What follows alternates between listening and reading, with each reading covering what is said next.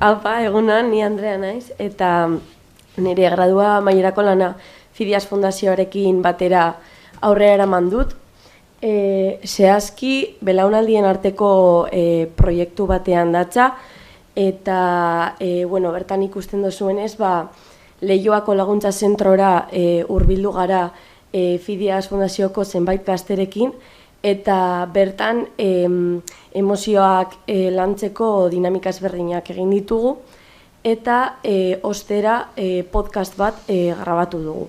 Emozio bakoitzerako podcast grabaketa bat egin dugu, eta proiektuaren lana ez dago sentitzeko adinik horrela izendatu dugu. Azken finean, danon artean atera dugun konklusio bat izan delako, ez?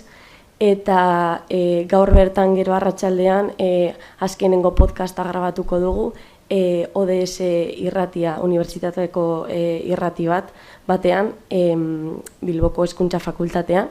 Eta, podcast horiek Fidias Leioako YouTubeko kanalean entzungai egongo dira. Eta, helburu nagusia da komunitatera eroatea erresidentzian bizi izandakoa, belaunaldien arteko harremanen garrantzia bistaratzeko. Eta hori izan da dena, eskerrik asko.